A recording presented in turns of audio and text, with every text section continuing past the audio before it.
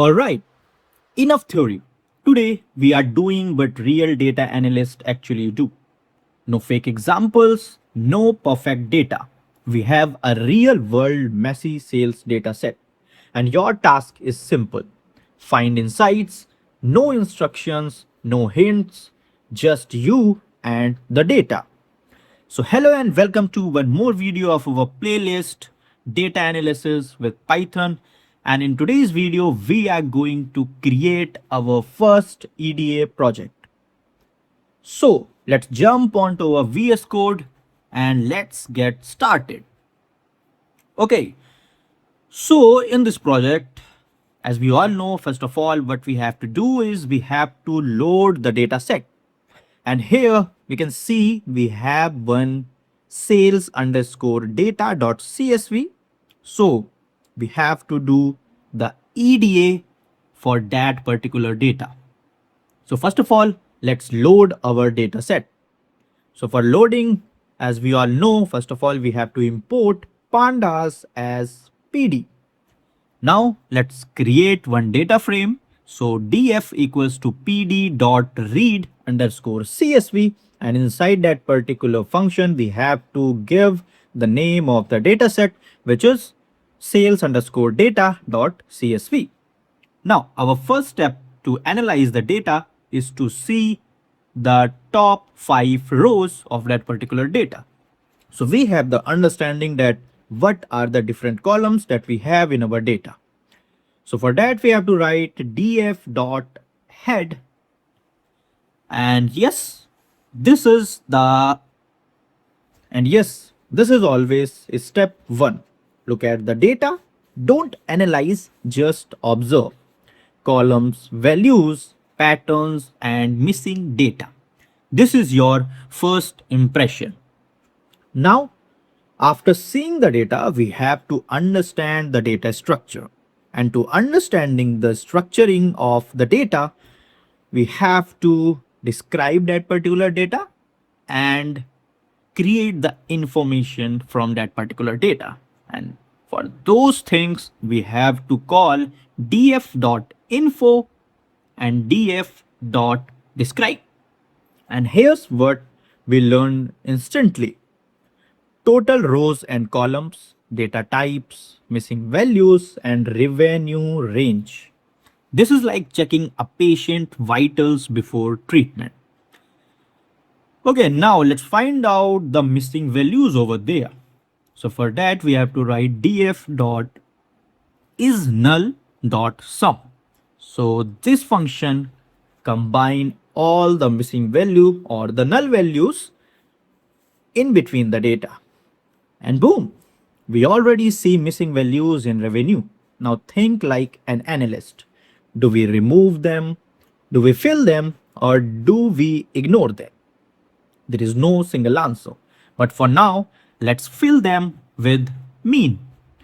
So to create the mean and filling it out into the column, we have to write df, which is the data frame. We are calling the revenue column dot fill na, and what we are filling. So we are filling the mean values of the revenue column. So for that we have to write df revenue dot mean comma in place equals to true. And this is how we can fill the mean values in the null or missing cells. In real project, this decision depend on business context. Now let's see the outlier detection. And to see the outlier detection, as we know by our previous video, if you don't have the answer that how we can see the outlier detection, you can see our previous video. So to detect the outlier detection, what we have to write, we have to import one library over there, which is Seaborn. So we are importing Seaborn as SNS, and we are also importing Matplotlib. So import matplotlib.pyplot as plt. Now we are plotting one graph which known as boxplot, generally used to see the outliers. So sns.boxplot, and in that particular parameter we have to pass x equals to df revenue because we are seeing the outlier of the revenue. And in the last, as we all know, plt dot show. Now look at that. That huge spike. That's an outlier. Now ask, is it a premium customer or the data is bad? This is where analysis becomes thinking, not coding. Now, after that, we have to see the distribution analysis for that particular column, revenue. So for that, we have to plot one more graph, which is hist plot.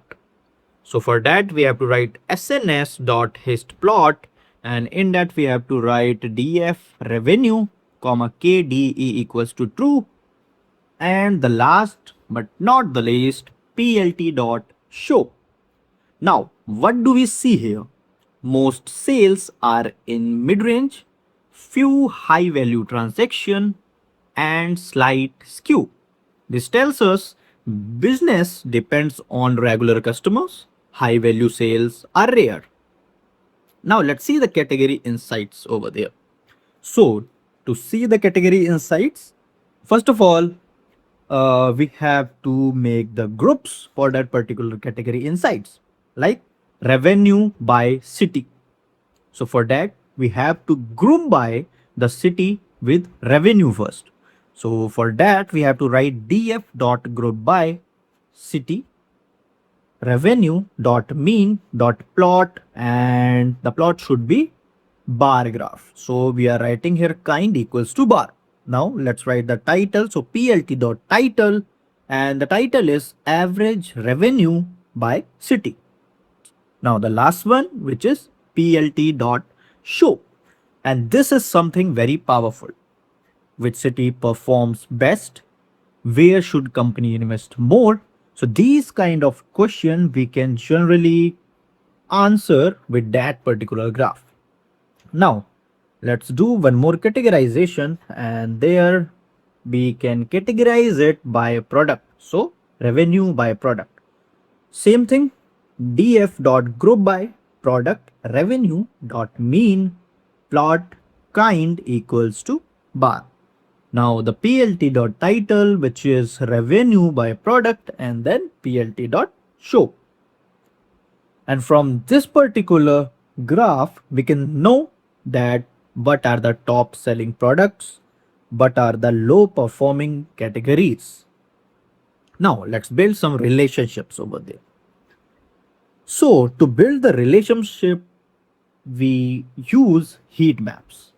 So to produce a heat map, we have to write sns.heatmap df.corr, which is generally means correlation, and not equals to true, and then plt.show. And this shows revenue versus quantity, revenue versus discount, and the hidden patterns also. Maybe higher discount increase quantity but reduce the revenue, and that's a business decision trigger. So what did we really discover today? Missing value exists, outliers affect revenue, most sales are mid-range, some cities outperform towards the others, product performance varies, and relationships reveal strategy insights. And this is EDA, not just code, but thinking with data. And congratulations, you just completed your first real world EDA project. From now on, you don't just look at data, you understand it. And in the next video, we will turn these insights into a visual dashboard. Till then, like our video, subscribe our channel, and if you have any of the question, just comment it out in the comment box. We will see you in the next video. Till then, goodbye. Happy coding.